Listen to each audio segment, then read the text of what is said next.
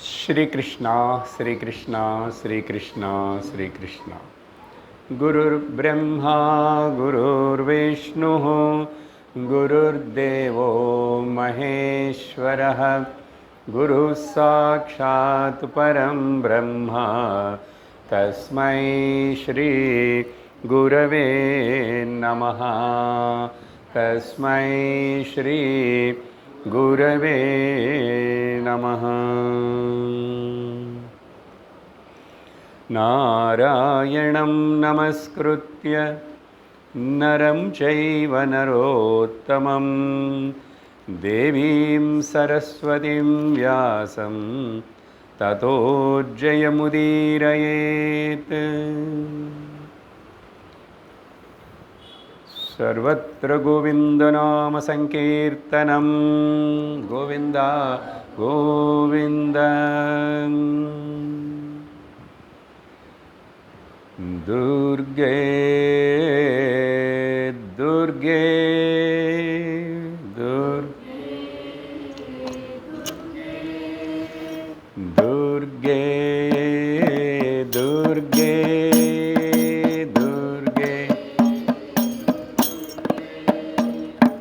दुर्गे जय जय मां।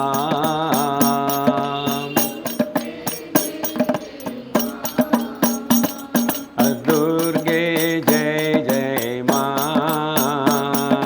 दुर्गे जय जय मां। कை தட்டுறது சவுண்ட் வரலாம். கருணா சாகரி மாं கருணா சாகரி மாं काली कपालिनी मां काली कपालिनी करुणा सागरी मां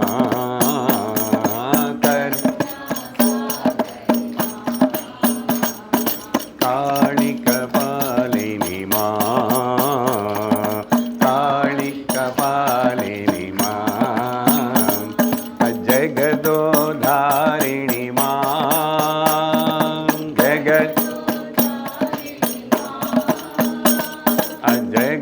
जगदोधारिणी मां जगदोधारिणी मां अम्ब दुर्गे जय जय मां अम्ब दुर्गे जय जय मां अम्ब दुर्गे जय जय मां दुर्गे दुर्गे दुर्गे जय जय मां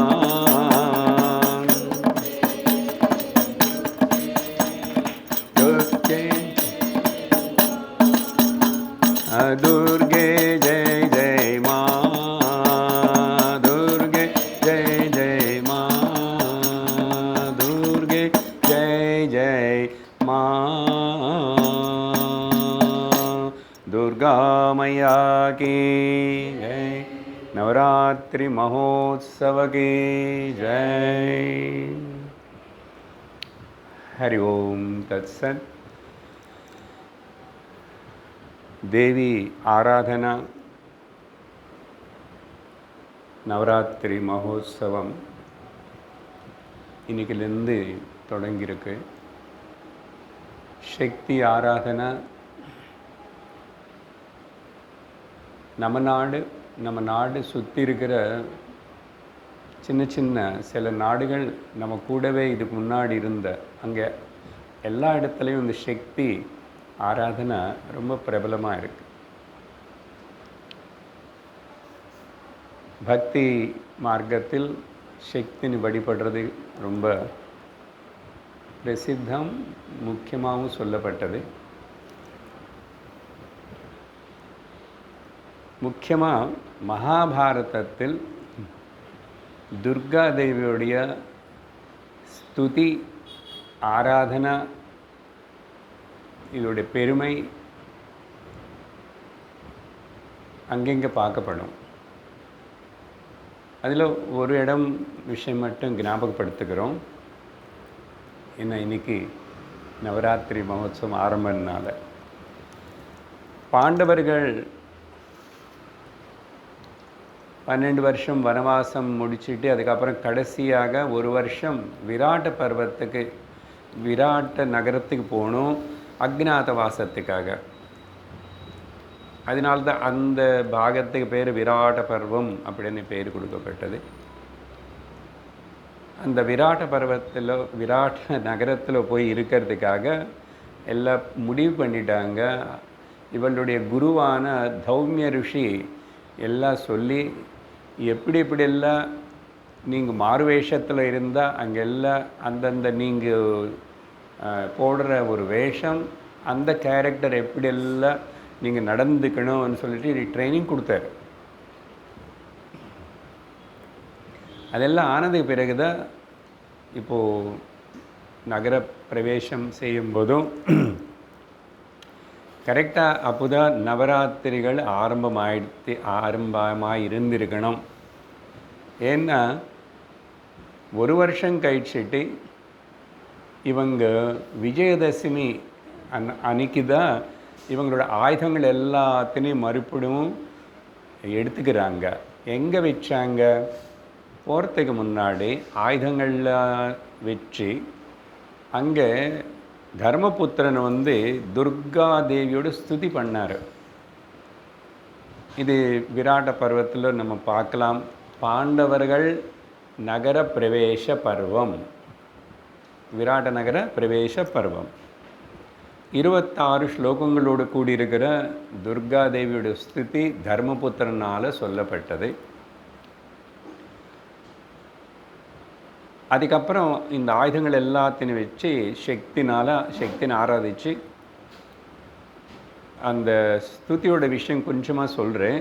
அப்புறம் என்ன பண்ணாங்க, இந்த ஆயுதங்கள் எல்லாத்தையும் ஒரு துணியில் அப்படியே வெள்ளை துணி ஏதோ கட்டிட்டு ஒரு சவம் போல் இவங்க அங்கே ஒரு ஸ்மசானத்தின்னு பார்த்தாங்க. அந்த ஸ்மசானத்தில் ஜெம்மி விருட்சம் ஷெமி விருட்சம் ஒன்று இருந்தது பெருசாக. அந்த விருட்சத்து மேலே இதெல்லாம் இப்படி ஒரு யாரும் கண்டுபிடிக்காமல் பார்க்குறதுக்கு ஒரு சவம் போல் இருக்கிற போல் அந்த அவங்களோட ஆயுதங்கள் எல்லாத்தையும் வச்சு மூட்டை கட்டி தூக்கி அந்த 2 பிரான்ச்சஸ்க்கு நடுவில் வச்சுட்டாங்க. அதை பார்த்தா டெட் பாடி மாதிரி இருக்குன்னு யாரும் தொட மாட்டாங்க, யாரும் பார்க்க முடியாத மாதிரி பார்த்து வச்சுட்டாங்க. அது திரும்பி இவங்க ஒரு வருஷம் கழிச்சிட்டு விஜயதசமி அன்னைக்கு எடுக்கிறாங்க. அப்படி என்ன அர்த்தம்? இந்த நவராத்திரி சமயத்தில் அவங்க போயிருக்கணும். அது தர்மபுத்திரனுக்கு தெரிஞ்சிருக்கும், இவங்களுக்கு சக்தி வேணும், அப்புறம் யுத்தம் பண்ணணும், அதனால் ஆயுதங்கள் தேவி பூஜை வேணும்னு அப்போது தர்மபுத்திரன் வாயால் அப்படி வந்த ஸ்துதி தான் துர்கா ஸ்துதி. அதில் ஆரம்பத்தில் துர்கா தேவியுடைய பிறப்பு, அம்பாளுடைய பிறப்பு அப்படி எல்லாம் சிலதெல்லாம் சொல்லி கிருஷ்ணாவதாரத்தில் எப்படி அந்த மாயா தேவி பிறந்து காரியமெல்லாம் சாதிச்சு கொடுத்ததோ அதெல்லாம் சொல்லி இப்படி அம்பாளுடைய வர்ணனம் பண்ணுறாரு. பண்ணிட்டு அதில்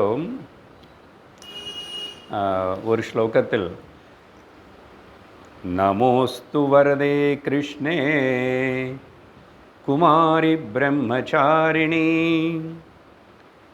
பாலார்க்க சதுஷாகாரே பூர்ணச்சந்திர நிபானனே.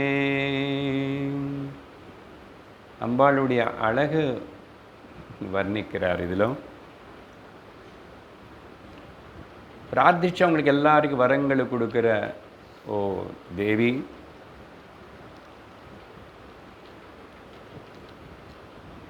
அம்பாள் பல வர்ணங்களாக காணப்பட்டான். ஒரு ராட்சசனை சம்ஹாரம் பண்ணும்போதும் இங்கே கிருஷ்ணே எனக்கு கூப்பிடுறாரு. தேவி மாத்தியத்தில் ஆரம்பத்தில் அந்த கதைகள் எல்லாம் வரும். அப்போது அப்படியே கருப்பாக தான் ஒரு ராட்சச சம்ஹாரம் பண்ணுறதுக்கு மது கைட்டவர்கள் இவங்க சண்டமுண்டு அவங்களை சம்ஹாரம் பண்ணது குமாரி பிரம்மச்சாரிணி. குமாரி என்று சொன்னதுனால பிரம்மச்சாரி. உதயிக்கிற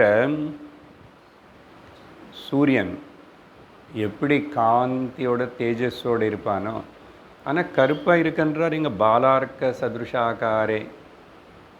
இங்கே கலர் பற்றி சொல்லலை, ஆகாரம் அப்படின்னா கம்பீரதா, தேஜஸ்.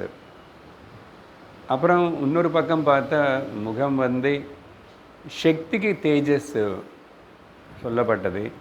ஆனால் முகத்தோட அழகு பார்த்தா பூர்ணச்சந்திர நிபானனே, பூர்ணச்சந்திரன் எவ்வளோ அழகாக காந்தியோடு இருக்குமோ அப்படிப்பட்ட முகம் இருக்கிறவள்னு பிரார்த்தனை ஸ்துதி பண்ணுறாரு.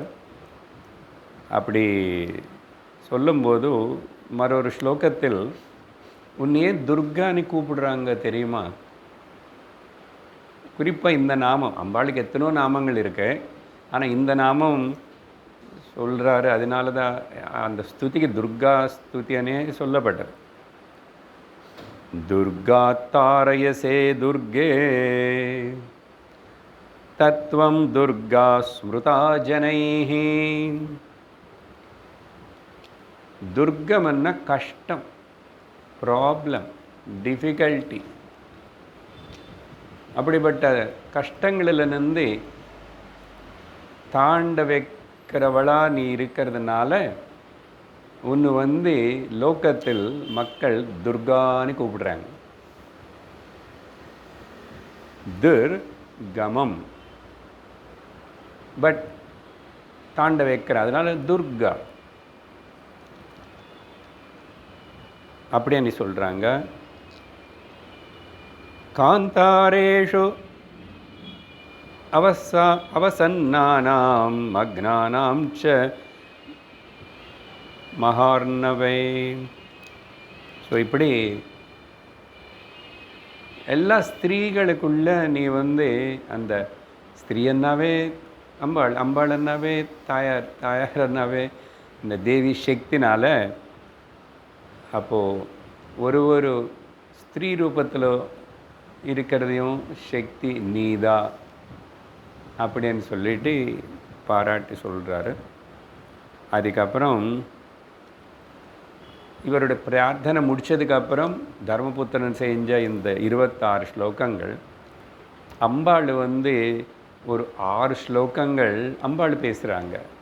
எப்படி தேவி மகாத்மியத்தில் நடுவில் எப்பப்பெல்லாம் அந்த சண்டை நடந்துச்சு பாகம் பல படிகளை, அப்போ யாரெல்லாம் பிரார்த்தனை பண்ணாங்களோ அந்த ருஷிகளோ தேவதைகள் அவங்க எல்லாருக்கும் அம்பாள் தரிசனம் கொடுத்துட்டு அப்புறம் என்ன வரமன்னு கேட்க, இவங்க வரம் கேட்டதுக்கப்புறம் அம்பாள் அதெல்லாம் சரின்னு சொல்லி ஆசீர்வாதம் பண்ணுறானே, அதுபோல் இங்கே அம்பாள் பேசும்போது அதில் ஒரு ஸ்லோகம்,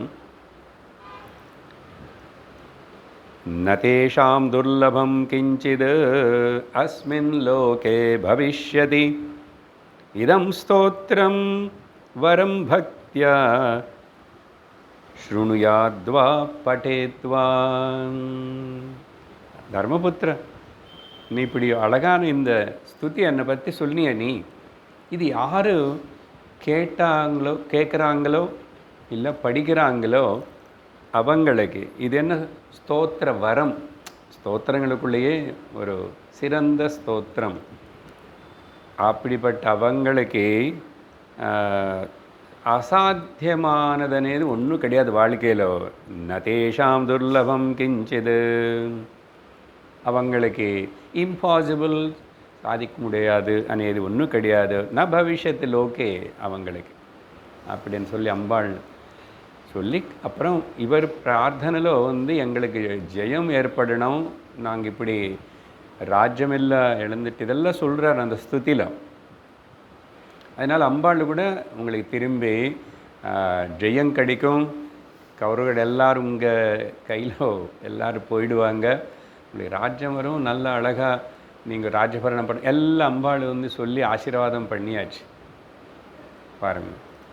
ஸோ தர்மம் ஜெயிக்கும். அதனால் அம்பாளுடைய, ஆனால் இவங்களுடைய பக்தி பார்க்கணும். இது மட்டும் இல்லை, வேறு அன்றைக்கி இன்ட்ரடக்ஷனில் சொல்லியிருக்கேன், அது திரும்பி எங்கே சந்தர்ப்பம் வரும்போது பார்ப்போம். தனியாக சூரியனை பற்றியும் ஸ்துதி பண்ணார் தர்மபுத்திரனே. அந்த இந்த வனவாசம் இல்லை, முதல்ல ஒரு வனவாசம் செஞ்சாங்க இல்லையா கொஞ்ச நாள், அப்போ அந்த இடத்துல சூரியனை பற்றி ஸ்துதி. இப்படி மகாபாரதத்தில் பல ஸ்துதிகள் பிரார்த்தனைகள் அதெல்லாம் வரும். சரி, இது இன்றைக்கி நவராத்திரி சந்தர்ப்பமாக இந்த விஷயத்தை கேட்டதுக்கு பிறகு இப்போ நம்ம பீஷ்ம சரித்திரத்தில் கடந்த வாரம் சத் சங்கத்தில் நம்ம எவ்வளோ பார்த்தோமோ அங்கிருந்து தொடர்ந்து கேட்போம். பீஷ்மருடைய பூர்வ ஜன்மத்துடைய விற்த்தாந்தம் அது எல்லாத்தையும் பார்த்தோம். அதுக்கப்புறம் அவருக்கே இந்த சாபம் வந்தது. அதுக்கப்புறம் அந்த சாபம் எப்படி படிப்படியாக இறங்கி வந்து இப்போது 4வது பாகம் அந்த சாபத்தில் அதுதான் நம்ம பார்த்துட்ருக்குறோம். அங்கே தான் கங்காதேவிக்கு பிறந்தவர். அப்போது சந்தனு ராஜாவுக்கு, அதனால் இவர் காங்கேயன்னு பேர். கங்காதேவி கொண்டு போய் இவருக்கு வச்ச பேர் தேவவிரதன். அப்படிப்பட்ட தேவவிரதனா காங்கேயனா பிரசித்தமாக இருக்கிற அந்த பராக்கிரமன் அவர் அப்பாவுடைய ஆனந்தத்துக்காக அவர் மறுபடியும் கல்யாணம் பண்ணிக்கணும்னு விரும்புறதுனால அதெல்லாம் கதை பார்த்தோம். சத்தியவதி கூட அப்போது அங்கே கேட்கப்பட்டது சத்தியவதியோடைய அப்பா மூலமாக, எங்கள் மகளுக்கு உங்களுக்கு பிறக்கிற குழந்தை தான் ராஜ்யபரணம் பண்ணணும், நீங்கள் அப்படி வாக்கு கொடுத்தா நான் எங்களோட மகளுக்கு கொடுக்குறேன்னார் அவர். அதுக்கு சந்தனு சொல்ல முடியல, பேசாமல் இருந்து மனசுக்குள்ளே கவலைப்பட்டு இருக்கும்போது அது இந்த தேவரத்தன் தெரிஞ்சுக்கிட்டு அப்புறம் போய் பேசி அங்கே சபதம் பண்ணார். அங்கே வரைக்கும் பார்த்தோம் நம்ம. அந்த சபதம் இன்னைக்கு நான் என்ன ஜீவிதாந்தம் ஆஜன்ம பரியந்தம் நான் பிரம்மச்சாரியாக இருக்க போகிறேன் அப்படின்னு சொல்லிட்டு ஒரு கடோரமான இந்த சபதம் செஞ்சதுனால பீஷ்மனி இவருக்கு பேர் கொடுக்கப்பட்டது. ஆகாசத்தில் தேவதர்களுக்கு கந்தர்வர்களுக்கு சேர்ந்து. ஸோ இது கொடுக்கப்பட்ட அவருடைய அந்த சபதத்துக்கு கொடுக்கப்பட்ட விருதுன்னு சொல்லணும் பீஷ்மா. அப்போ பீஷ்மாச்சாரியர் ஆச்சாரியர். அந்த குருவம்சம் மொத்தத்தின் அப்புறம் மேலே கொண்டு வந்தது இவரான இருக்கிறதுனால இவர் யாருக்கு டீச் பண்ணார்? துரோணாச்சாரியர் போல் அப்படி ஏதாவது தனியான்னா அப்படி பார்க்க முடியாது. ஆனால் பின்னாடி எல்லா கௌரவ பாண்டவருக்கு எல்லாருக்கும் அந்த நிறைய விஷயங்கள் இவங்களெல்லாரும் வளர்ந்து பெருசாகிறதுக்கு முன்னாடி ஏதாவது வர சின்ன சின்ன யுத்தங்கள் எல்லாமே பீஷ்மர் தான் பார்த்துட்டு இருந்தார். சர்வ ராஜ்ய விஷயங்கள் எல்லாமே எங்கெங்கே நடக்கணும்னு. அதுக்கப்புறம் என்ன ஆயிடுச்சு, சந்தனுக்கு சத்தியவதிக்கு கல்யாணம் ஆனாலும் அப்புறம் அங்கே குழந்தைகள் பிறந்தாங்க. சித்ராங்கதன், விசித்திர வீரியன். இவங்களுடைய சின்ன வயசுலேயே சந்தனு காலமாயிட்டார். அப்போது ரெஸ்பான்சிபிலிட்டி ஃபுல்லி பீஷ்மர் மேலே இன்னும் ஜாஸ்தி ஆகிடுது. சரியா? அதனால் அப்போ அவங்க ஒரு வயசுக்கு வந்ததுக்கப்புறம் சூட்டபுளான சரியான வயசு. அப்போது பெரியவனான சித்ராங்கதனை ராஜாவாக பண்ணிட்டார். ஆனால் அந்த சித்ராங்கதனை சித்ராங்கதனே இன்னொரு கந்தர்வனுடைய கையில் ஏதோ சந்தர்ப்பத்தில் மிருத்யு அடைஞ்சிட்டான். அப்போது விசித்திர வீரியன்னு ராஜாவாக பண்ணிட்டார். இருக்கிறது 2 பேர் தான் பிறந்தது. அப்போது அவனுக்கு கல்யாணம் பண்ணுற வயசு வந்துச்சு. அப்போ என்ன பண்ணார், காஷி ராஜா ஸ்வயம்வரம் டிக்ளேர் பண்ணார். அவருக்கு 3 மகள்கள் இருக்காங்க. 3 பேருக்கு சேர்ந்து ஒரே வாட்டி ஸ்வயம்வரம் வச்சுட்டார் அவர். அது அப்போது பீஷ்மர் என்ன பண்ணார், அவரே போனார். அவரே போனார். என்ன இவன் போய் அங்கே சாதிச்சு வர முடியுமா இல்லையா? இப்போ வம்ச விருத்தி முக்கியம் பாருங்கோ. அதனால ஒருத்தருக்கு குழந்தை பிறகுலன்னு இன்னொருத்தர் பிறப்பாங்கன்னு சொல்லி 3 பேருன்னு கொண்டு வரணுவனி எண்ணத்தோட தம்பிக்கு கொடுத்து, தம்பி மாதிரி தானே கொடுத்துட்டு கல்யாணம் பண்ணணுவனி குருவம்சம் விஸ்தரிக்க செய்யணும் அப்படின்னு நினச்சி தான் போனார். ஆனால் விதி வேறே மாதிரி ஆகிடுது அப்பப்போ. இவருடைய வாழ்க்கையில் அதுதான் மெயினாக. ஆனால் விடாமல் அவரோட பிரயத்தனம் பண்ணிகிட்டே இருக்கிறாரு. அவர் எடுத்துக்கின அந்த வாழ்க்கை முறை அது அப்படியே இருந்துகிட்டு இருந்தார் எல்லாம். அப்போது ஸ்வயம்வரம் நடக்கிறதங்க சபையில் வயசான இந்த பீஷ்மர் உள்ளே வந்ததுக்கப்புறம் பல பேர் எல்லாம் பல விதமாக பேச ஆரம்பிச்சிட்டாங்க. இவருக்கு என்ன போய் இப்போ இவர் வேறு சபதம் பண்ணது எல்லோரும் உலகத்துக்கு தெரியும். அதுக்கப்புறம் கல்யாணம் பண்ணிக்க மாட்டான்னார். இவரே இப்போது இங்கே உட்காந்துட்டார் அப்படின்னு சொல்லி பேசிக்கிட்டாங்க. அப்போது ஸ்வயம்வரத்தில் என்ன பரீட்சை வைக்க போகிறாங்க என்ன அதெல்லாம் இல்லை. இவர் ராட்சச விதானத்தில் அப்படி பலத்காரமாக 3 பேர் டக்குன்னு எப்படி தூக்கிட்டார 3 பேர் தூக்கி ரதத்தில் உட்கார வச்சுக்கிட்டு அப்படியே கிளம்புறார். ஒன்றும் காம்படிஷன் நடக்கலை, வேறு ஒன்றும் பேசலை, வந்தார் அப்படி கம்பீரமாக. இப்படி பண்ணலாமான்னா க்ஷத்ரியனுக்கு பண்ணலாமாம்மா? க்ஷத்ரியனுக்கு சொன்னான் அன்னைக்கு காந்தர்வ ராட்சச விவாகங்கள் சிரேஷ்டம் இவங்களுக்கு. அதில் இல்லை இவங்களுக்கு கூட சமமாக இருக்கிற வீரர்கள் யாராவது இருந்தால் அவங்களுக்கு கூட சண்டை போட்டு எடுத்துகிட்டு போகிறது அது பெருமை ராஜாவுக்கு, க்ஷத்ரியனுக்கு. அப்போது எல்லோரும் கேட்டாங்க, கொஞ்சம் பேர் முன்னு வந்தாங்க ஏதோ தடுத்தது போல். இவர் சொல்கிறாரு, என்னுடைய தம்பி என்ன சொல்லணும் இல்லையா, இது ஏதோ தவறாக எடுத்துக்கூடாது. இவர் சபதம் பண்ணிட்டார், அப்புறம் வார்த்தை தவறிட்டார். என்னோட தம்பிக்காக அவனை கல்யாணம் பண்ணி வைக்கிறதுக்காக நான் இவங்களை 3 பேருன்னு கூட்டிகிட்டு போகிறேன். உங்களுக்குள்ளே யாராவது எனக்கூட யுத்தம் செய்கிறதுக்கு ரெடியாக இருந்தால் வாங்கோ அப்படின்னு சொல்லி கிளம்பிட்டார். யாரும் முன்னு வரல. இவர் பற்றி தெரியும். அப்போது 3 பேர். அதில் அம்பிகா அம்பாலிகா. இதில் அம்பா அந்த ஸ்வயம்வரத்தில் இவள் முதல்லையே மனசில் ஒரு ராஜான்னு காதலிச்சிட்டு இருந்தான். சந்தித்து காதலிச்சானா, தெரிஞ்சுக்கிட்டு காதலிச்சானா, சிலவாட்டி அந்த ராஜாவுடைய ஃபோட்டோ யாரோ பெயிண்ட் பண்ணுறவனு கொண்டு அந்த நாட்டு யுவராஜன் இப்படி இருப்பார்னு காட்டிட்டா இங்கே இந்த அம்மா மயங்கி போயிடும். அப்படியெல்லாம் அது என்ன லவ் பண்ணுறது மேரேஜ் பண்ணுறதுன்னு அப்போது இருக்கு. சரி, தப்பாக இல்லை. ருக்மிணி அப்படி தான் கிருஷ்ணன் பற்றி நாரதர் சொல்ல சொல்ல கேட்டு கேட்டு அந்த அம்மா அப்பனந்தே காதல் பண்ண ஆரம்பிச்சிட்டான். அதையும் இதே விதமாக தான் ராட்சச விதானத்தில் தான் கிருஷ்ணர் டக்குன்னு எல்லாம் பிளான் போட்டுட்டு அதில் தூக்கிட்டு வந்தார். ஒரு விதத்தில் சொன்னால் கிட்னாப் பண்ணி கொண்டு வந்தாருன்னு சொல்லணும்.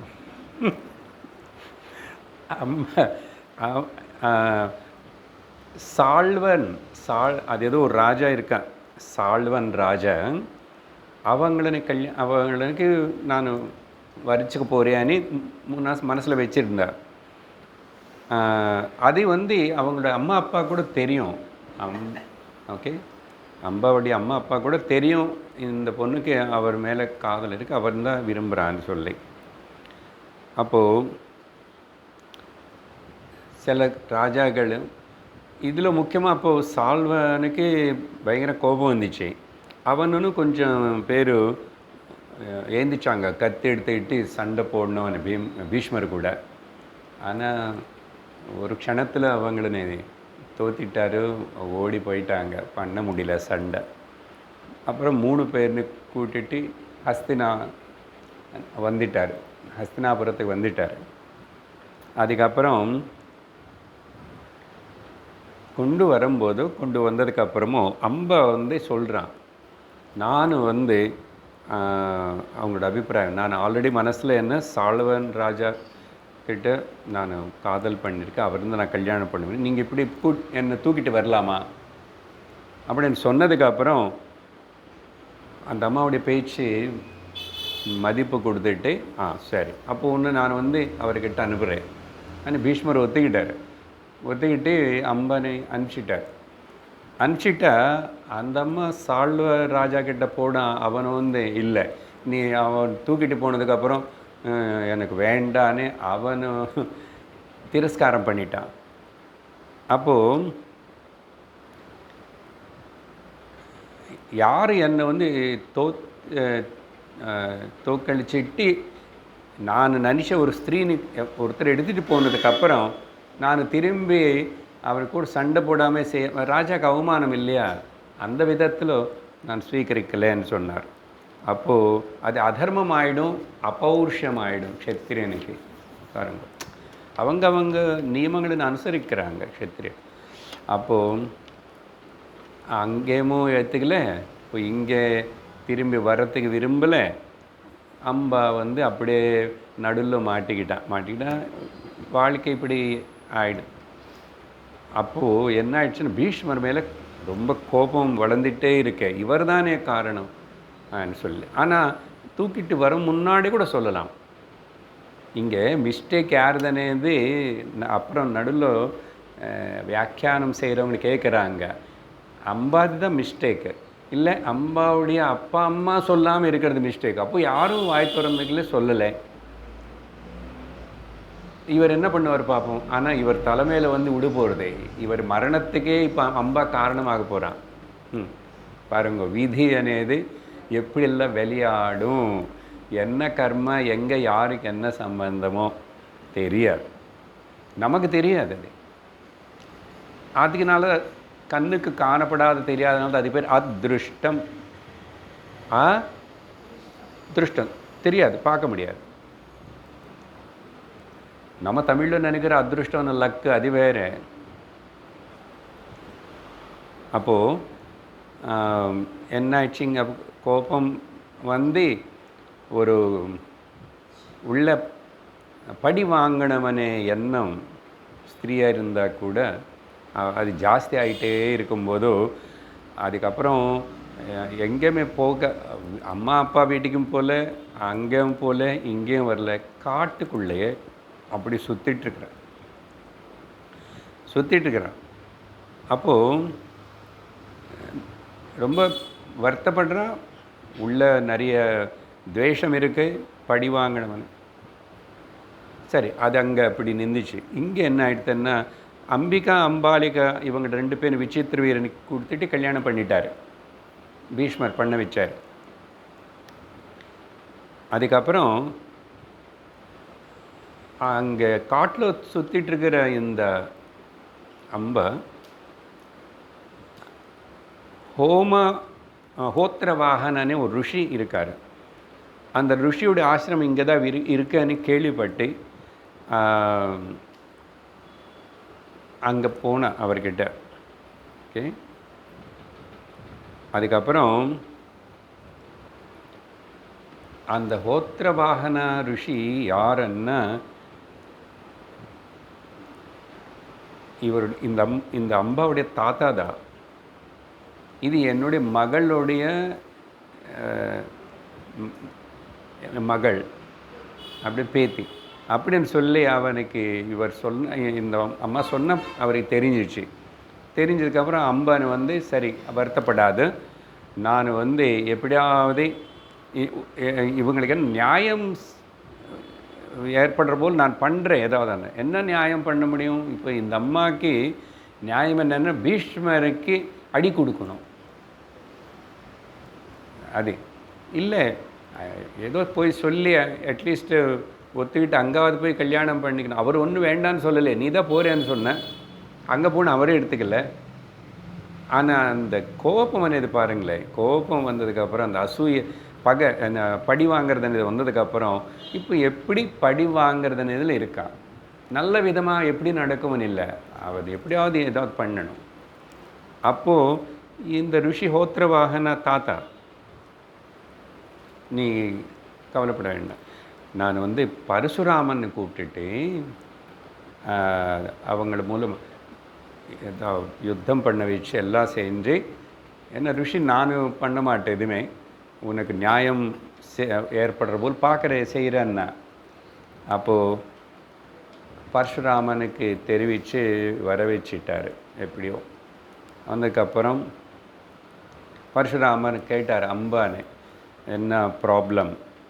அப்போது சொன்ன சால்வராஜா பற்றியும் இந்த பீஷ்மனை பற்றி சொல்லி, உன்னை கஷ்டத்துக்கு துக்கத்துக்கு இப்படி ஆகிறதுக்கு சால்வராஜா காரணமாக பீஷ்மரா காரணம்னு கேட்டால், இந்த அம்மா வந்து பீஷ்மந்தான் அப்படின்னு சொன்னான். அப்போது பரசுராமன் வந்து பரசுராமருடைய சிஷ்யன் தானே, ஞாபகம் இருக்கா பீஷ்மர்? அப்போது தகவல் அனுப்பிச்சிட்டு வர வச்சிட்டார் பீஷ்மர். என்ன சொன்னார் அப்போது? முதல் இந்த அம்பனை கூட விசித்திர வீரியனுக்கு கொடுத்துட்டு கல்யாணம் பண்ணுங்க, இல்லைன்னு நீங்கள் கல்யாணம் பண்ணிக்குங்கன்னு சொல்கிறார் பரசுராமர். ஓகே. அப்போது பீஷ்மர், நீங்கள் சொல்கிறது தவறு, நீங்கள் குருவாக இருந்திருக்கலாம் எனக்கு அப்படின்னு சொல்லி ஒத்துக்கலை. அப்போது நீங்கள் இப்படி என்னை கட்டாயப்படுத்திட்டு இதாவது பண்ணு அதாவது பண்ணுறேன்னு சொல்லிவிட்டு என்னை குருவன்னு சொல்லி சொன்னால் நானும் அப்படி செய்ய மாட்டேன். பரசுராமர் வந்து, உனக்கு நான் சிக்ஷை விதிக்க போகிறேன், நீ சொன்னது கேட்கலன்னு அவர் மறுட்டுறாரு. அப்போது என்ன சொல்கிறார் தெரியுமா பீஷ்மர்? குரோரப்யவலிப்தஸ்ய காரியமஜானதः உத்பன்னம் பிரதிபத்யஸ்ய காரியம் பவதி சாசனம். குருவானானுசரி காரிய அகாரியம் தெரியாமல் தர்மத்தின் பக்கத்தில் வச்சு ஏதோ காரணத்தினால இப்படி அப்படி சொல்லி பிரவர்த்திச்சா அவங்களுக்கு கூட சாசனம் தண்டிக்க வேண்டியதுதான் பயம் இல்லாமல் சொல்கிறார் பரசுராமர்கிட்ட.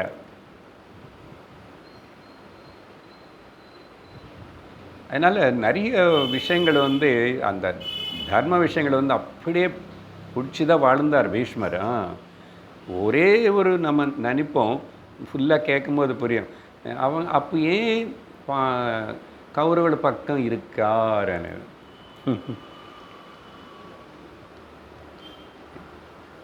அவருக்கு அப்படி தான் இருக்கணும்னு ஆசை ஒன்றும் இல்லை.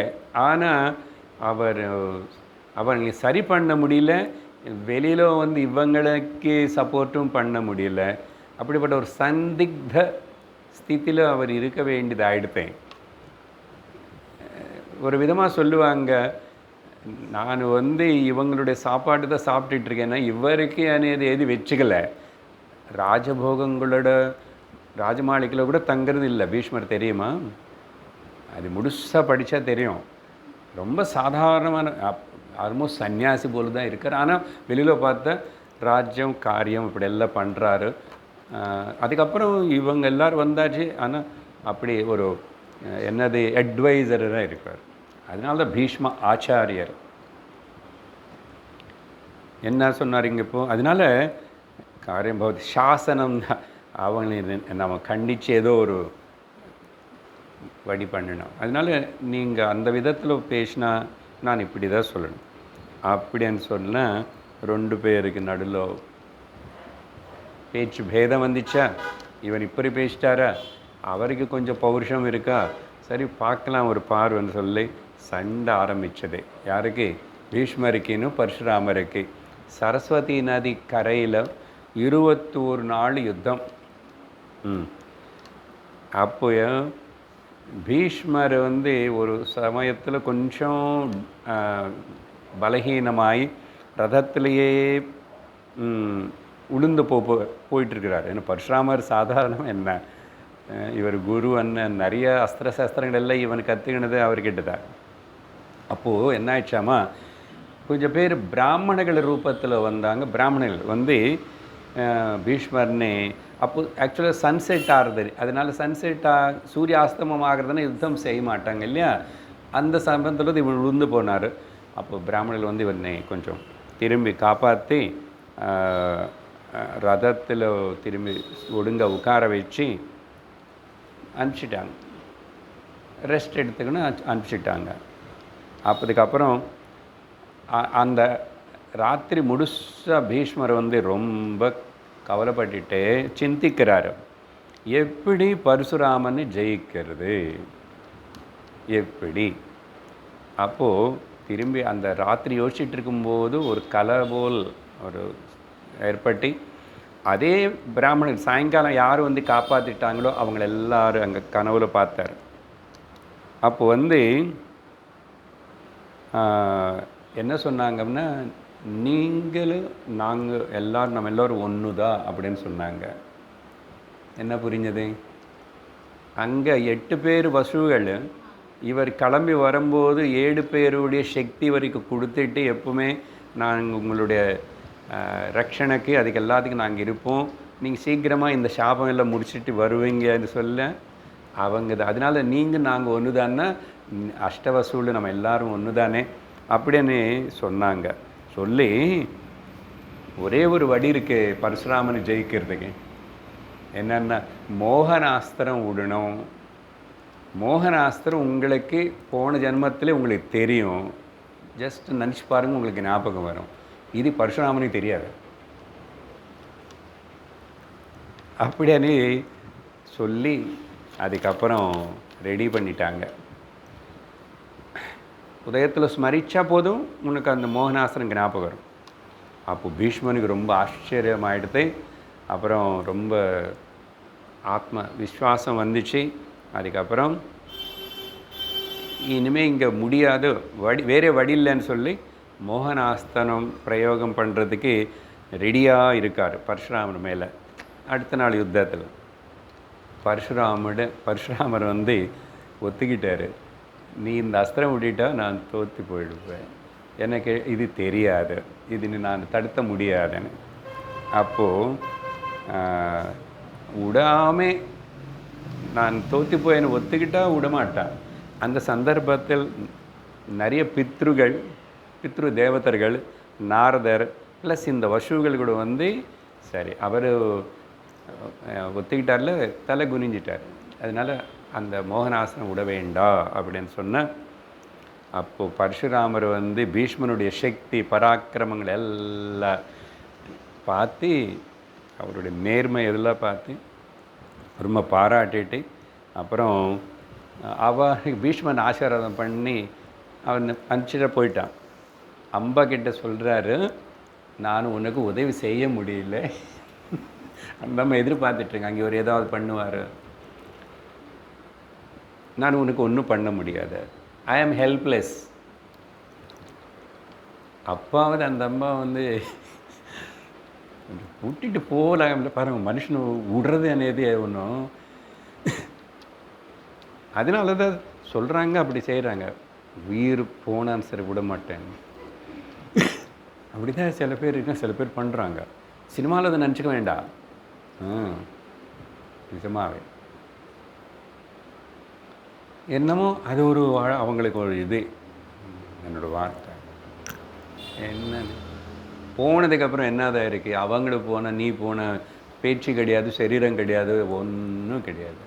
ஆனால் இந்த தேவையில்லாததை பிடிச்சிக்கிறோம் பாருங்க மனுஷன். அதுதான் வேதாந்தத்தில் கிவ் அப் எவ்ரிதிங்.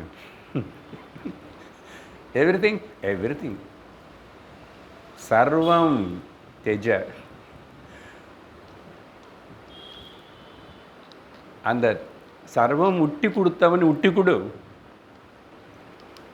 பகவானே, should I give up my all possessions in order to gain the self realization அப்படின்னு கேட்டா ஒரு வெள்ளைக்காரன். பகவான் சொன்னார், the possessor too. பொசேஷன்ஸ் விட்டு கொடுத்தா இல்லை, அந்த பொசெஸர் யார் அதே அவன் நீ விட்டு கூடன. சரி, அப்புறம் அம்பா வந்து சரி இவர் பண்ண முடியல, என்னென்னா நானே தபஸு பண்ணி தெய்வத்துடைய அனுகிரகம் பெற்று நான் சாதிப்பேன். என்னது சாதிப்பு பெருசு பாருங்க. படி வாங்கிறது தபஸ். நிறைய பேர் அப்படி தானே ராட்சசர். இந்த தபஸு வரம் சாபம் இதெல்லாம் லோகத்தில் அப்படின்னு சொல்லி போயிட்டான். ஸோ தாத்தா ஹெல்ப் பண்ணுறேன்னு பரசுராமன் அப்பாயிண்ட் பண்ணான். பரசுராமன் நான் ஒன்றும் பண்ண முடியல என்னது. தெரிஞ்சுக்கணும் பீஷ்மருடைய சக்தி என்னது. அதுதான் இந்த விவரம்.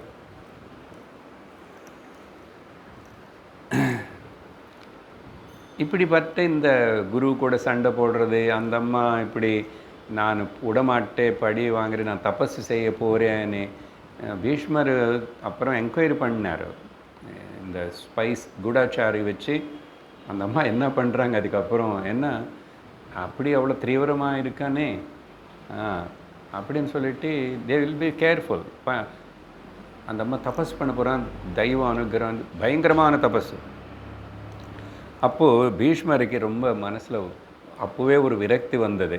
ஒரு டைப் ஆஃப் என்ன இதெல்லாம் வாழ்க்கையில். அதனால் உள்ளக்குள்ள வெளியிலும் அப்படி தான் இருக்கார். ஏன் இதெல்லாம் இப்படி நடக்கிறது, இவருக்கு இவர் விரும்பி ஒன்றும் பண்ணல செய்யணவனே, அந்த அம்மா முன்னாடி சொல்லலை, அப்புறம் எது இப்படியெல்லாம் ஆயிடுதுன்னு ஒரு விதமான என்ன சொல்கிறது வைராக்கியம் வந்துச்சு அப்போவே. அது இப்போ கிரமமாக எப்படி வைராக்கியம் பலப்படி இருக்கும், அதனால் வெளியில் தெரியாது. அது அவரோட உயிர் விடுறதுக்கு அவர் எப்படி ஒத்துக்கிட்டார். அவர் ஒத்துக்கினாதான் அவர் உயிர் போகும், கீழே விழ முடியும். அப்போது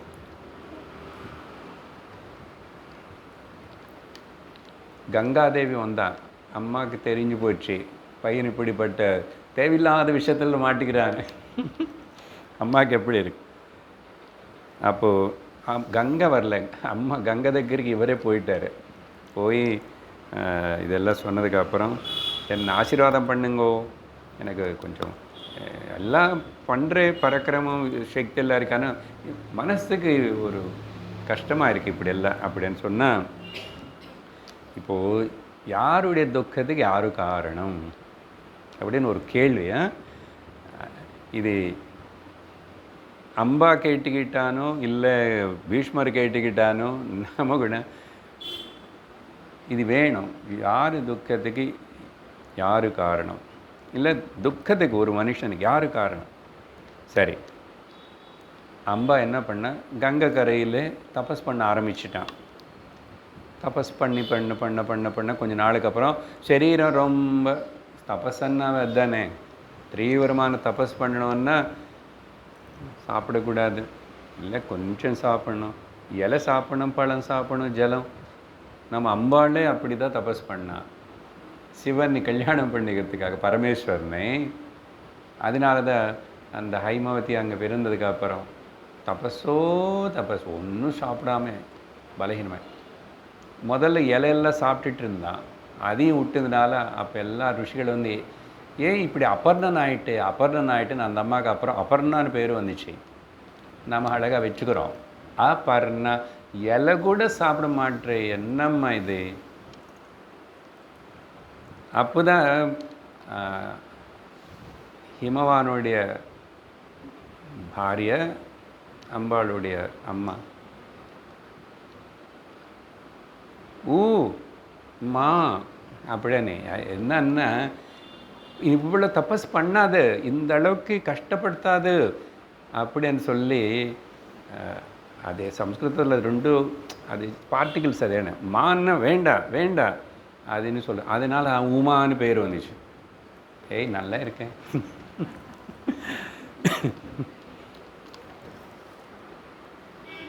இப்படி அப்போ கங்கை வந்துச்சு. கங்கைக்கு தெரியும் இந்த அம்மா எதுக்காக தபஸ் பண்ணுறேன் என்னன்னு. சரி, கங்கை பிரத்யட்சமாகி,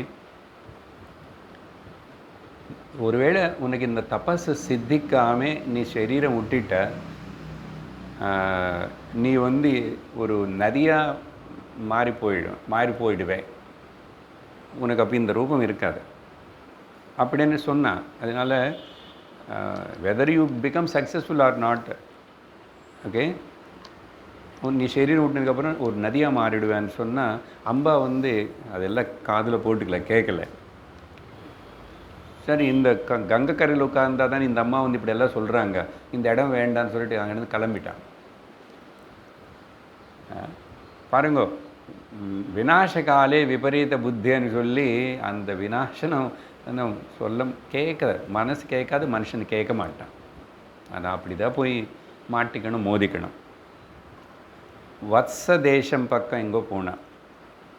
அங்கே திரும்பி ரொம்ப தபஸ் செய்ய ஆரம்பித்து அதுக்கப்புறம் ரொம்ப பலகீனமாகி ஒரு நாள் ரொம்ப அந்த இடத்துல நதிக்கரையில் இல்லை, சாதாரணம் எங்கோ பண்ணுறான். அப்போது ரொம்ப தாகமாகி அந்த ஜலத்துக்காக அப்படி எங்கே ஜலம் இருக்குன்னு இப்போ சுற்றிட்டுருக்கிறான்.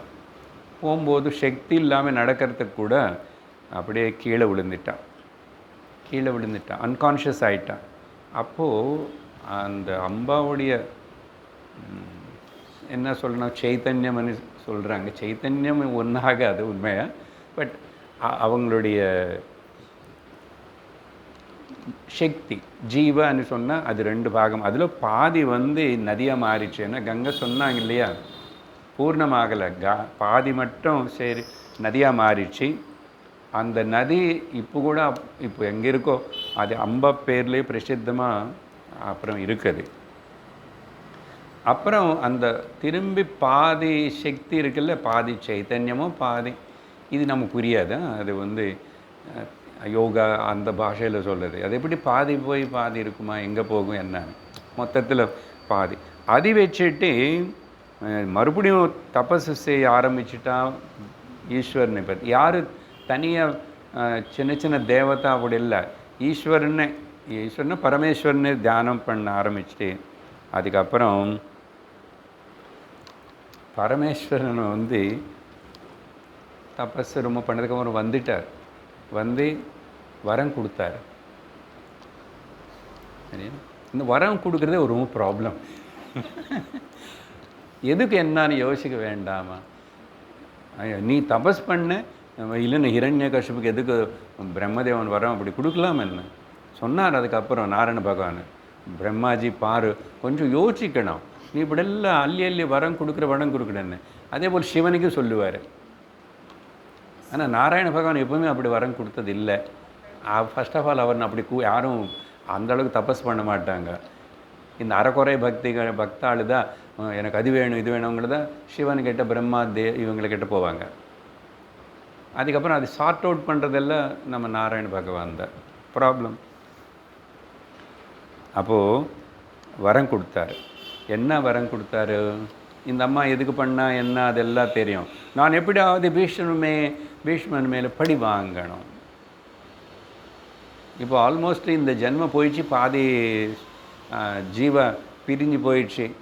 அதனால் இப்போ உனக்கு இப்போ சக்தி இல்லை, இது முடியாது. இப்போது அடுத்த ஜென்மத்தில் நீ வந்து ஒரு ஸ்திரீயாவாக பிறந்து அதுக்கப்புறம் புருஷனாக மாறுவே, அதுக்கப்புறம் பீஷ்மனுடைய மரணத்துக்கு காரணமாயிடுவேன்னு சொன்னார். பாருங்கள் எங்கே கதை லிங்க்கு,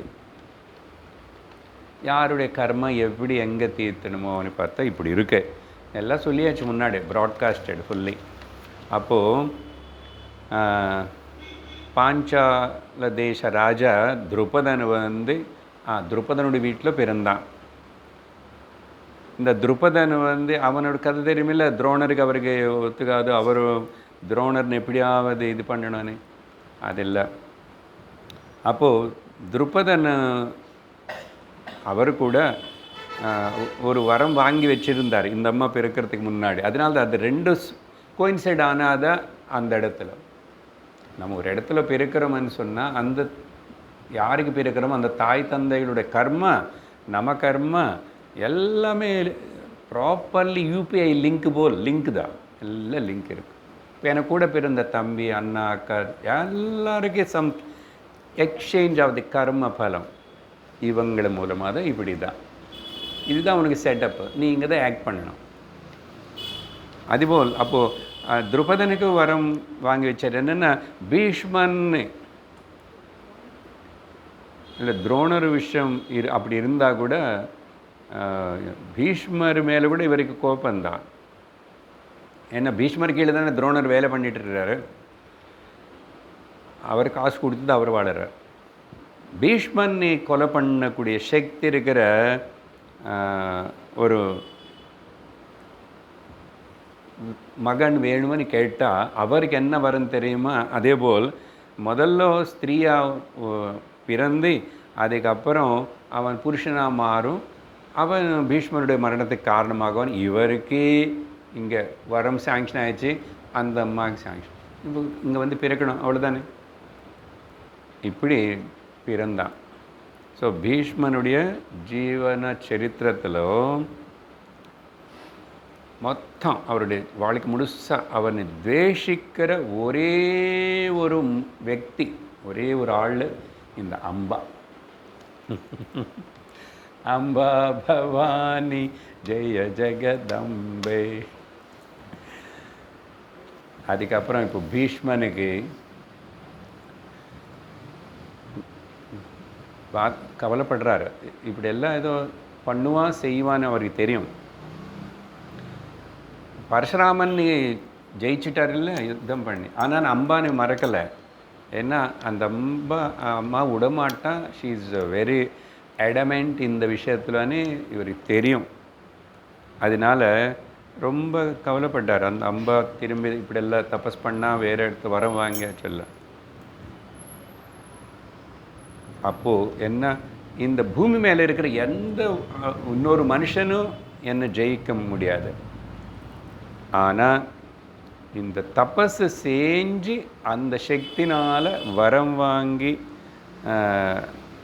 வந்தால் மட்டும்தான் அவருடைய பிராணத்துக்கு ஒரு நஷ்டம் வருமனி தெரிஞ்சுக்கிட்டார். அப்புறம் இது விதி கால நிர்ணயம் கூட தெரிஞ்சுக்கிட்டார். அதை ஒரு டைமில் நம்ம ஒத்துக்கணும். இது இவ்வளோ தான், திஸ் இஸ் லைக் திஸ். அது திரும்பி அதை பற்றி ரொம்ப கொடுக்க வேண்டியது ஒன்றும் கிடையாது.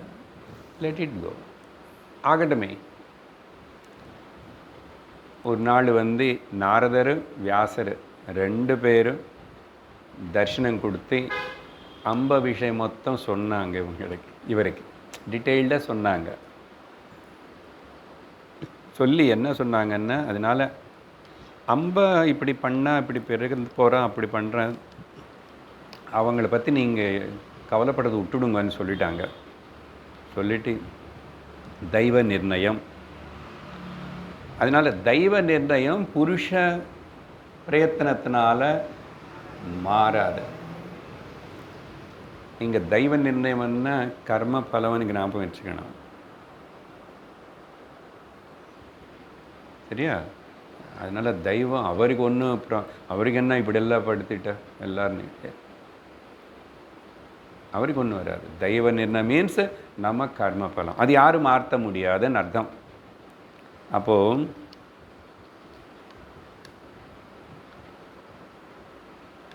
ஸோ இந்த கர்ம சித்தாந்தம் தானே கர்ம பலம்னு சொன்னால்,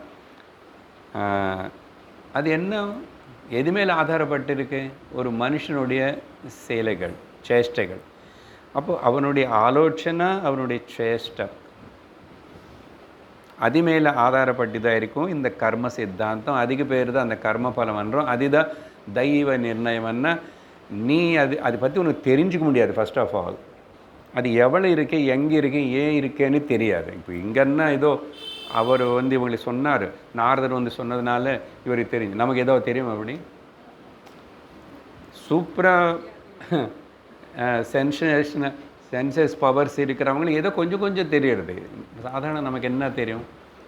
தெரிஞ்சு என்னதான் செஞ்சார், தப்பிச்சுக்குன்னார். என்ன தெரிஞ்சிச்சு அப்படின்னு ஜாகிரதைன்னு சொன்னார். சாமி சொல்லுவார் இல்லை, I don't know, if you don't know be relaxed. But நம்ம ஐ டோன்ட் நோன்னு சொல்லி வர்ரி பண்ணுறோம். அப்போது பீஷ்மர் வந்து அது every thing is for my good, இதுதான் கடைசியில் அண்ணன் எல்லாம் நல்லதுக்கு தான் அப்படின்னு சொல்லிட்டு நினச்சார். அப்புறம் அவர் என்ன காரியம் பண்ணிகிட்டு இருந்தாலும் முதல்ல வந்து நல்லதுக்காக தான் நினச்சி பண்ணிகிட்ருக்கிறார். ஆனால் இந்த கர்மனே பிராரப்த கர்ம பூர்வ ஜென்ம கர்ம பலம் வந்து அது பவர்ஃபுல்லாக வேலை பண்ணுறது. அங்கே வந்து நம்ம தலை குனிஞ்சு ஒத்துக்கிட்டு போக வேண்டியதுதான். அப்போது நினச்சது வேறு, நடந்தது வேறு. தெய்வம் புருஷகாரேண ந சக்கியமதி வர்த்திதும். அதான் மேலே சொன்னானே, புருஷகாரம் மூலமாக தெய்வ நிர்ணயத்தினை யாரும் மாற்ற முடியாது. அப்போது பீஷ்மர் வந்து அவருடைய வாழ்க்கையில் ஒரு சாரத்தமமாக கொடுத்த ஒரு அற்புதமான சந்தேஷம் என்னன்னா, இதுதான், புருஷகாரத்தினால தெய்வ நிர்ணயத்தினை தாண்டுற ஜெயிக்கிறது அசாத்தியம். This is the message. சரியா? நம்ம ஒன்றும் பண்ண முடியாது.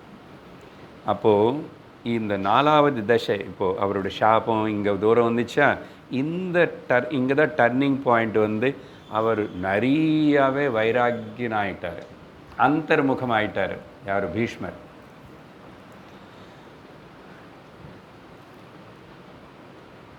எப்படி அவர் அப்படி அந்தர்முகமாகி எல்லாத்தையும் தாங்கிக்க முடிஞ்சது? ஆனால் இன்னும் என்ன ஆகணுமோ அது எல்லாத்துக்கும் யுத்தத்தில் இருந்து 10 நாள் யுத்தம் பண்ண போகிறாரு. காரணம் வந்து அவருடைய சத்திய, தர்ம, ஞான, யோக, பக்தி, ஞான விஞ்ஞானங்களோட அவருடைய பர்சனாலிட்டியில் நெரும்பி இருக்கு.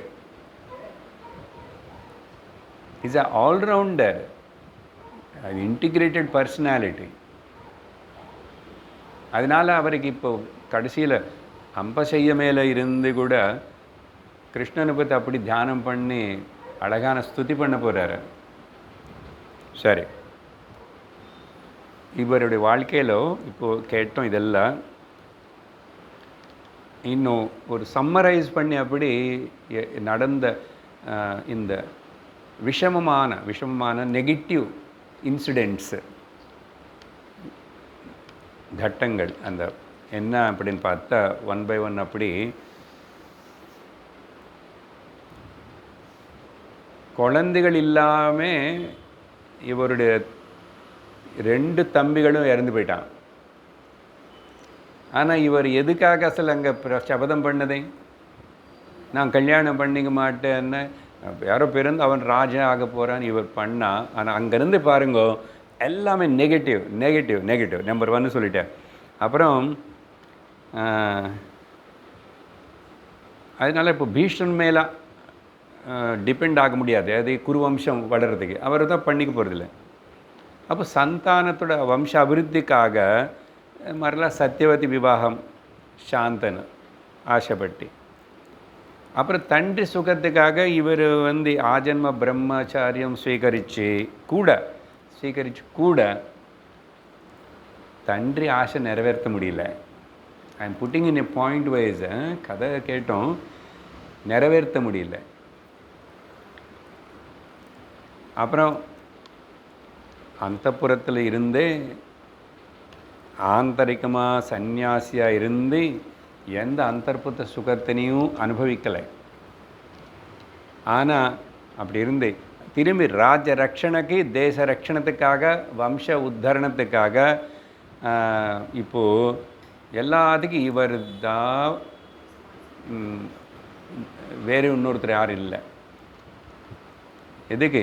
தேச ரட்சணத்துக்குன்னு இவருக்கு மேலே சக்தி எங்கே இருக்குங்க? அப்படி இவர் தான் பாத்தியத்தை ரெஸ்பான்சிபிள் பர்சன் ஆகிட்டார். அப்போது சத்தியவதி வந்து இப்போது இந்த பரிஸ்திதியில் வந்து சத்தியவதி சொல்கிறார் பீஷ்மர்கிட்ட, நீ கல்யாணம் பண்ணிக்கோ.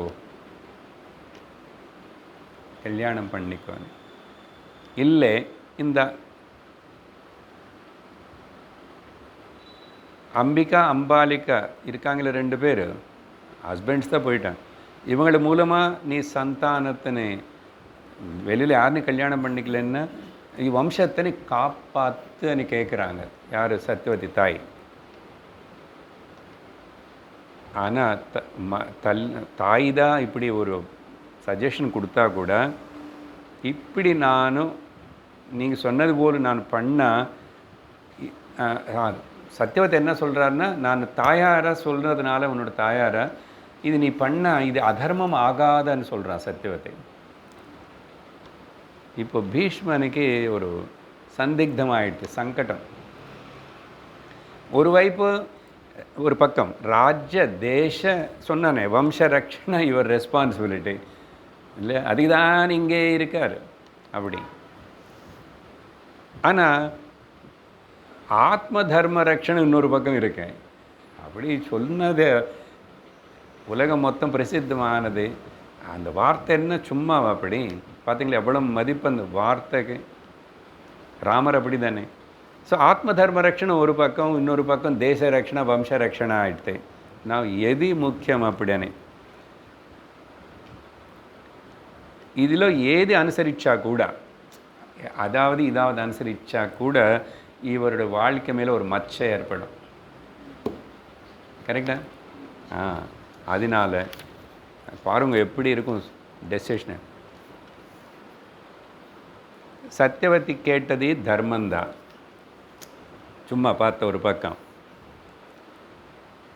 ஏன்னா யாருக்காக அவர் ராஜ்ய தியாகம் பண்ணி மரணாந்த பிரம்மச்சரிய தீட்சை எடுத்து இருந்தாரோ அவங்க எல்லாரும் இறந்து போயிட்டான். யார்? சந்தனு போயிட்டான், 2 தம்பிகளும் போயிட்டான் இல்லையா? பிரதிஜை பண்ணதே அதுக்காக தானே. அப்போது இந்த குரு வம்சத்துக்கு ஒரு பெரிய டேஞ்சர், ஒரு ப்ராப்ளம், ஒரு சங்கடமான ஒரு ஸ்திதி வந்தது இப்போது. அதுக்கப்புறம் இதுக்கு பரிஷ்காரம் என்னன்னா, சப்போஸ் இந்த பரிஷ்காரம் இந்த குரு வம்சம் எப்படி தான் காப்பாற்றுறதுன்னு அப்படி ஏதாவது கேள்வி கேட்டால் இதுக்கு இவர் அவருடைய பிரதிஜ்ஞனை விட்டுடணும். அது ஒன்று தான் வழி. அப்படி இருக்கு அவரோட நிலை. தாயார் சத்தியவத்தை சொன்னது తిరస్కరించారు. நான் அப்படி பண்ண மாட்டேன். சத்தியம் தர்மம் అనేది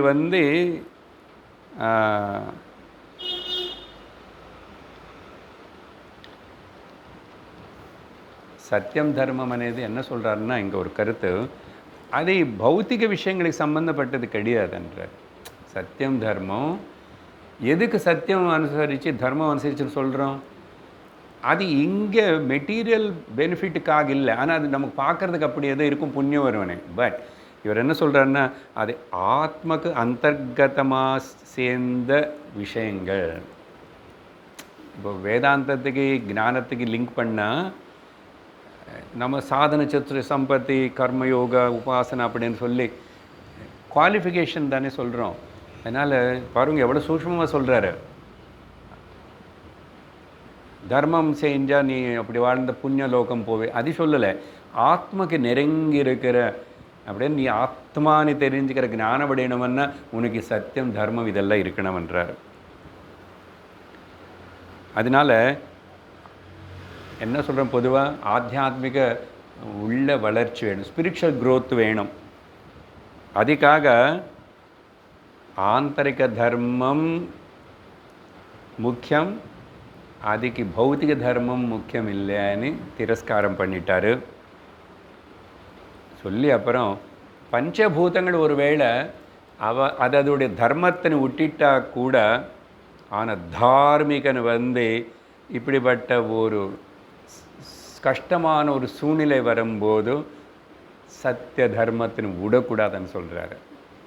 இதெல்லாம் ரொம்ப அழகான சம்ஸ்கிருதத்தில் இருக்கு. பரித்யஜேயம் த்ரைலோக்கியம் ராஜ்யம் தேவேஷு வா புனः யத்வாப்யதிகமேதாப்யாம் நது சத்தியம் கதாச்சன.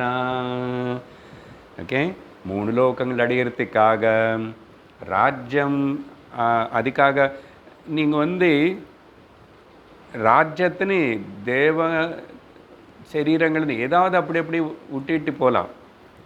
ராஜ்யம் தேவேஷு வா புனः அதெல்லாம் போகலாம், நீ விட்டுடலாம், இன்னொன்று பிடிச்சிக்கலாம் அப்படி. ஆனால் அதெல்லாம் நீ விட்டுடு செய்ய ஏதாவது பண்ணு. ஆனால் நத்து சத்தியம் கதாச்சன, சத்தியத்தின் ஒருக்காகவும் விடக்கூடாதுன்ற. ஸோ இப்படிப்பட்ட ரொம்ப கஷ்டமான சூன்யத்தில் ஆபத் தர்மத்தனை பார்த்த ஆபத் தர்மம் குணவான் சீலவான் அவனை இங்கே ஒரு தனி பாயிண்ட் சொல்லிகிட்ருக்கேன்.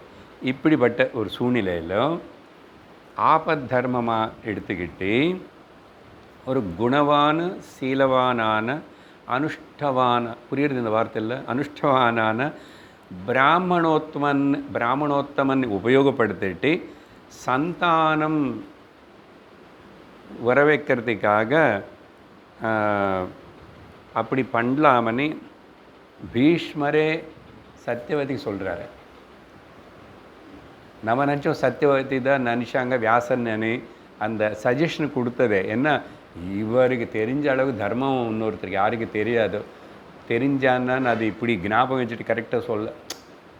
அதுதான் பீஷ்மர் என்ன சொன்னார், நான் ஓன்லி ஒன் வே அப்படி யோசிச்சுட்டு இப்படி இருந்த ஒரு பிராமணோத்தமன்னு வச்சு குழந்தைகள் பிறக்கிற மாதிரி செய்யலாம் அந்த ராஜ்யம் காப்பாற்றுறதுக்காக.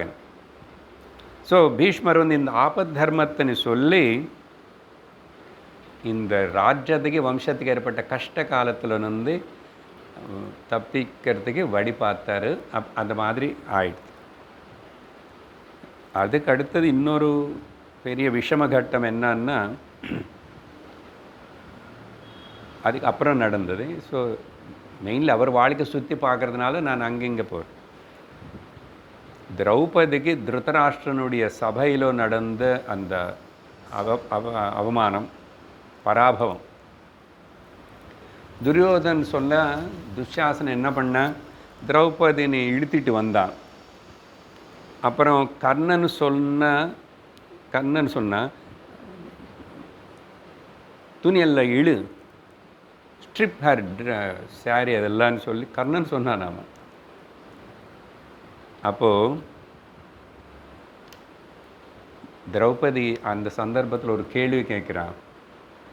என்னன்னா, கிம் பூர்வம் பராஜயஷி ராஜாத்மானம் அதவாமாம் சமீக்ஷ சர்வே மம சாபி வாக்கியம் விப்ரூதமே பஷ்யமிமம் யதாவத்.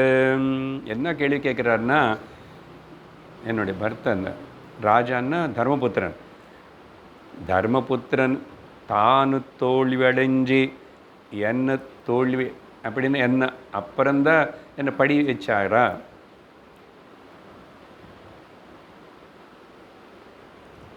அவர் தோல்வியடைஞ்சி என்ன தோல்வியடைஞ்சாரா என்னன்னு சொல்லி ஒரு கிளிஷ்டமான கேள்வி கேட்குறான். இல்லை, நான் என்ன முதல்ல எழுந்து போயிட்டு அப்புறம் அவர் எழுந்து போயிட்டார். அதான் ராஜ்யம் எதி முன்னெடுக்கணும்? அது ஒரு தர்ம சம்பந்தப்பட்ட விஷயம். கேள்வி கேட்குறான். அப்போது விகர்ணன் அவனு ஒருத்தன் இருக்கான். அப்போது அவனு சொன்னான், திரௌபதினு இந்த ஜூதம் விளையாடும்போது பந்தயம் வைக்கிறதுன்னு சொல்கிறாங்க இல்லையா, இவ்வளோ வைக்கிறேன் நான் சொல்லும் போது அப்படி தானே வச்சார். முதல்ல அது வச்சார், அப்புறம் தம்பி மேலே வச்சார் பாரு. இப்படி பாரியனை வைக்கிறது தவறுன்னு அவர் ஒருத்தனை மட்டும் சொன்னான். ஆனால் விகர்ணன் சொன்னால் திரௌபதிக்கு அது பெரிய வெயிட் இல்லை. அது திரௌபதி அது காதில் போட்டுக்காம மறுபடியும் அதே பிரச்சனை கேட்குறான். பிகாஸ் ஷீ வாண்ட்ஸ் த சமாதானம் பீஷ்மர்கிட்டேருந்து வரணும். பீஷ்மர்கிட்டேருந்து வரணும். அதே கேள்வி கேட்குறான் பீஷ்மாச்சாரியர். நேராக பார்த்து திரும்பி கேட்குறதுனால அவருக்கு புரிஞ்சிச்சு. அப்போ பீஷ்மர் உன்னோட பிரச்சனைக்கு கேள்விக்கு பதில் நான் சொல்ல முடியாதுன்றார். சொல்ல முடியாது. ஏன்னா அது ரொம்ப தர்ம சூக்ஷ்மமான விஷயம். எப்படி என்ன ஒரு பக்கம் பார்த்தா ஸ்திரீ பர்த்த ரக்ஷணில் தான் இருக்கணும். பர்த்த ரக்ஷணில் தான் இருக்கணும். அப்போது எதுனாலன்னு சொன்னால் ஸ்திரீ பர்த்த ரக்ஷணில் இருக்கிறதுனால அப்போது பர்த்த போன தவிர பாரியன்னு முன்னாடி கொடுக்க முடியாது அப்படின்னு சொல்லி சொன்னார். ஆனால் அதுக்கு மேலே திரௌபதி விடமாட்டுறான். இல்லை, நீங்கள் சரியாக பதில் கொடுக்கல, எனக்கு திரும்பி சொல்லணும். திரௌபதி அதுக்கப்புறம் இவங்க யாரும் என்னை ரட்சிக்க மாட்டான்னு சொல்லி அவளுடைய தபஸு சத்திய தர்ம சக்திகளோட தன்னை தான் காப்பாற்றிக்கிட்டாங்க. கிருஷ்ணனும் ரட்சிச்சிட்டார், அது வேறு விஷயம். அப்போது இப்படி என்னை இழுத்துட்டு என்னோடய துணியெல்லாம் எடுத்துகிட்டு இப்படி பண்ணுறாங்களே, இதுக்கு நீ பதில் கொடுக்கணும்னு மறுபடியும் பிரச்சனை கேட்குறான். இந்த சமயத்தில் கூட திரௌபதி இப்படியெல்லாம் பேசுகிறானே, ரொம்ப தைரியமாக தர்மம் விஷயம் கேட்டுட்டேன்னு சொல்லி அது பாராட்டுறார். தவிர பீஷ்மர் நேராக அங்கே திரௌபதி மேலே ரொம்ப கௌரவபாவம் வளர்ந்துச்சு. ஆனால் பதில் நேராக கொடுக்கலை. அப்போது என்ன கடைசியில் என்ன சொல்கிறாருன்னா, உங்களுடைய கேள்வி ரொம்ப ரொம்ப சூக்ஷ்மமானது, ஆனால் இங்கே நடக்கிற விஷயம் ரொம்ப ரொம்ப மோசமானது.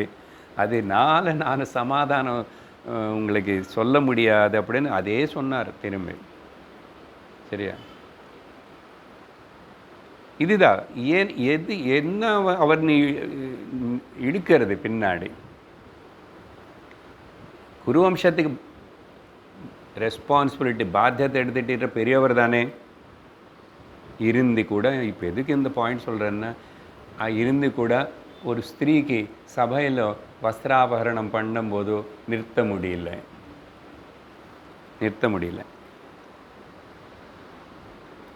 கௌரவர்களுக்கு கேட்கலை சொன்னதுன்னு சொன்னால் அவங்கள நீ கமாண்ட் பண்ணி சிக்ஷை போட்டு அவங்களை மார்த்தர சமர்த்தத்தை இருந்து கூட அவர் தடுக்கிறதுக்கு பிரயத்தனம் பண்ணல பீஷ்மர். இதெல்லாம் இப்போ தவறாக அப்படியே பண்ணாரன்னு அப்படியெல்லாம் பட்டிமன்றமாக பேசலை. நம்ம விதி கர்ம அந்த ஹெல்ப்லெஸ்னஸ் అనేది அவருக்கு ஏற்பட்டது. சரியா? ஸோ இதெல்லாம் அவரோட வாழ்க்கையில் நடந்த கஷ்டங்கள் இதெல்லாம் அப்படி இருந்து கூட இப்போது அடுத்த ஒரு பாயிண்ட் மட்டும் பேசுகிறோம். எனக்கு இவருடைய பராக்கிரமம் சக்தி விஷயம் எங்கே அந்த 10வது நாள் யுத்தம் வரைக்கும் எங்கே கொஞ்சம் குறைஞ்சது போல் உள்ள வைராக்கியம் வந்துச்சு, விரக்தி வந்துச்சுன்னு சொன்னோம். ஆனால் அது எங்கேயுமே காட்டவே இல்லை. தோல்வியன் என்னன்னு தெரியாத ஒரு வீரன், 18 அக்ஷௌணிகள், அதில் எந்தெந்த வீரர்கள் இருக்காங்க, அவங்களோட சக்தி சாமர்த்தியங்கள் என்னன்னு சொல்லி அதினை எடை போட்டு பார்க்கக்கூடிய என்ன சொல்கிறது, யுத்த தந்திரம் எல்லாம் தெரிஞ்ச யுத்த விசாரதன். அப்புறம் அடுத்த முக்கியமான பாயிண்ட்டு, யுத்த ரங்கத்தில் யுத்தம் செய்யும்போதோ தனக்கு தானே அவர் மேலேயே அவர் நியமிச்சுக்கிட்ட வெற்றிக்கிட்ட ரொம்ப கடினமான சில நியமங்கள், அது கேட்டால் ஆச்சரியப்படுவோம். வண்டர்ஸ்டக். அவருக்காக தன்னை மேலே தனக்கே சில கண்டிஷன்ஸ் வச்சுக்கிட்டார். அது ஒரு காரணம் இப்போ அவர் தோல்வி அடையிறதுக்கு. சரி, இப்படிப்பட்ட இவ்வளவு அந்த யுத்த நியமங்கள் கண்டிஷன்ஸு பாட்டிச்சவன் அனுசரித்தவன், இது பீஷ்மருக்கு இது முன்னாடியும் அதுக்கு பின்னாடியும் இனிமே கூட யார் இருக்க மாட்டான். அது சொல்லும்போது உங்களுக்கு புரியும். அப்புறம் இந்த பீஷ்மருடைய பராக்கிரமம் என்னன்னது தர்மபுத்திரன் கேட்டார் தவிர எப்போ பார்த்தது கிடையாது. அப்போ என்ன ஆயிடுச்சு, யுத்தம் நடந்துட்டு இருக்கும்போது 3வது நாள் 9வது நாள் பீஷ்மர் செஞ்ச யுத்தத்தை பார்த்து தர்மபுத்திரனுக்கு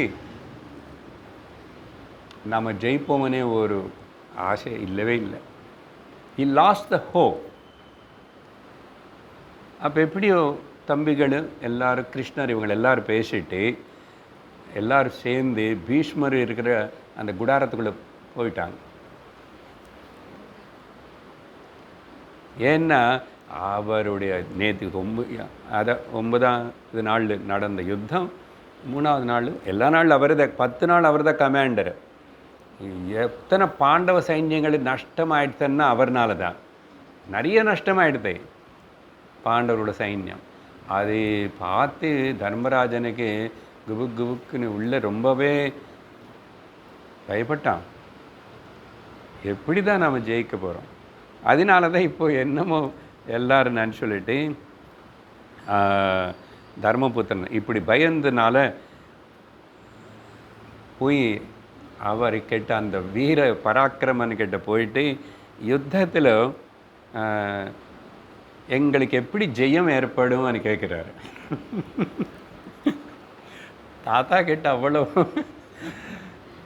நாங்கள் எப்படி தான் யுத்தத்தில் ஜெயிக்க போகிறோம் சொல்லுங்கன்னா யாராவது சொல்லுவாங்களா?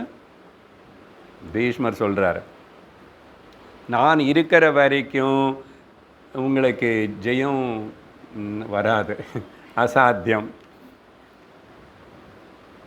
அர்ஜுனன் ஒருவேளை சிகண்டினி முன்னாடி வச்சுக்கிட்டு என்னை மேலே அம்பு எல்லாம் விட்டுட்டேன், நான் சிகண்டினி பார்த்துட்டு அப்போ எதிர திரும்பி அஸ்திரம் ஆயுதம் போட மாட்டேன், யுத்தம் செய்ய மாட்டேன். இப்போது எல்லாம் சொல்கிறாரு, எனக்கு யுத்தத்தில் என்னென்ன நியமம் நான் வச்சுருக்கோம் தெரியுமா? இப்படி பப்ளிக்காக சொல்கிறாரு.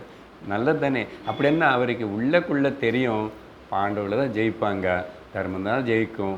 But just for name sake அந்த பக்கம் இருக்கார். ஆனால் அப்படின்னு சொல்லி யுத்தம் பண்ணலன்னா ஜென்யூனாக பண்ணார். பார்த்தீங்களா? 100% பண்ணார். பி 100% வேறு வாட் எவர்.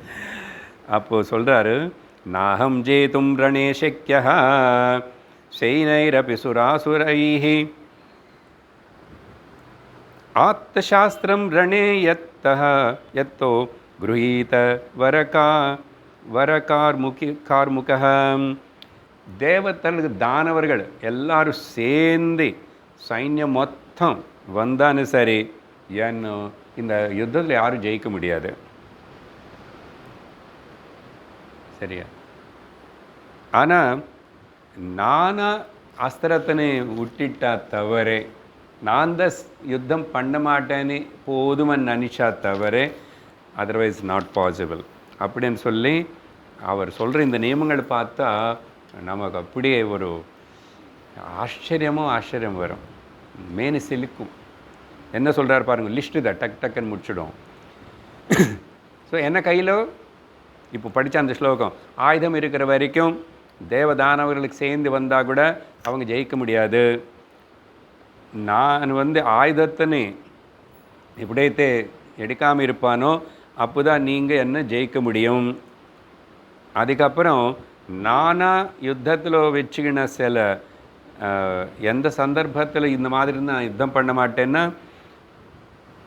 யாராவது எனக்கு முன்னாடி யுத்தத்தில் அவன் ஆயுதம் கையில் இல்லைன்னா அவனை கூட நான் சண்டை போட மாட்டேன், கீழே விழுந்தவன் மேலே சண்டை போட மாட்டேன், யாருக்கு மேலே சரீரத்து மேலே கவச்சம் இல்லாமல் இருப்பானோ அவனை கூட சண்டை போட மாட்டேன், யார் பயந்துட்டு கொஞ்சம் பயந்து ஓடரோ அப்படி தப்பிச்சுக்கணும்னு இருக்கிறோம் அவனு கூட சண்டை போட மாட்டேன், யாராவது நான் உனக்கு சேர்ந்தவனு சொன்னால் அவன்கிட்ட சண்டை போட மாட்டேன், அப்புறம் ஸ்திரீ மேலே சண்டை போட மாட்டேன், ஸ்திரீ பேர் இருக்கிறவங்க மேலே கூட சண்டை போட மாட்டேன், மேபி பேர் அப்படி இருக்கும் சிலர், அப்புறம் ஹேண்டிகேப்டு எனி டிஃபெக்ட் இருந்தால் அப்படிப்பட்ட வீரன் விகலாங்கன் அவங்கள பேர் சண்டை போட மாட்டேன், ஒரே ஒரு மகன் இருக்கான் இவனுக்கு அப்படின்னா அவனுக்கு கூட நான் சண்டை போட மாட்டேன், அதுக்கப்புறம் யார் அவங்க ரதத்து மேலே அமங்கலமான கொடி வச்சிருக்காரோன்னு என்னமோ தெரியல, அது அமங்கலமான அவருக்கு அந்த லிஸ்ட் என்ன, அமங்கலமான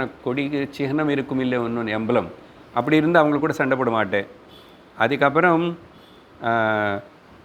ஒருத்தனுக்கு தகப்பனாருக்கு முதல்ல மகள் பிறந்தான், டாட்டர். அதுக்கப்புறம்தான் பையனை பிறந்தான்னா அப்போது அவங்கள கூட சண்டை போட மாட்டேன். பையனு கூட இல்லை, இவர் கூட. எந்த அப்பாவுக்கு முதல்ல பொண்ணு பிறந்தால் அப்புறம் குழந்தை பிறந்தால் பண்ண மாட்டேன். அப்புறம் வந்து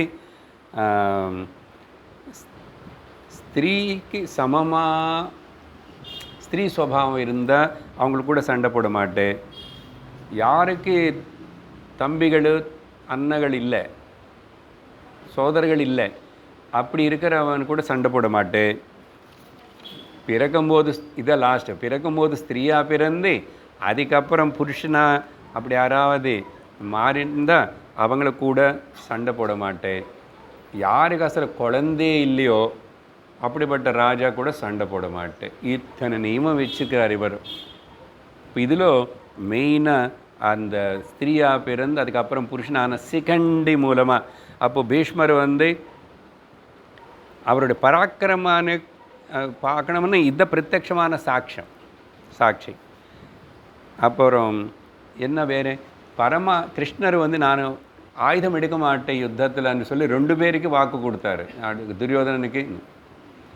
ஆனால் அப்படிப்பட்ட கிருஷ்ணருடைய வாக்குன்னு இது கேன்சல் பண்ணுற போல் அவர் ஆயுதம் எடுத்த வச்சாருன்னா அப்போ பீஷ்மர் எவ்வளோ பராக்கிரமசாலியாக இருந்திருக்கணும்.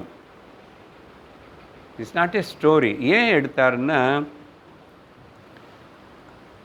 இந்த 9வது நாளில் 3வது நாள் இந்த யுத்தம் பார்த்து கிருஷ்ணருக்கே இனிமே விடக்கூடாது அப்படின்னு சொல்லி அவர் கொஞ்ச நேரத்துக்கு அவரோட சபதத்தினை மறந்து பீஷ்மர் எடுத்த சபதத்து பக்தனை அது சரியாக வரட்டும், நான் என்னோடய சபதம் நான் விட்டுட்டான்னு பரவாயில்ல அப்படின்னு சொல்லி நினச்சோ, நான் இப்போவே சக்கரம் விட்டுட்டு அவர் இது பண்ணுறேன்னு கிளம்பிட்டார்.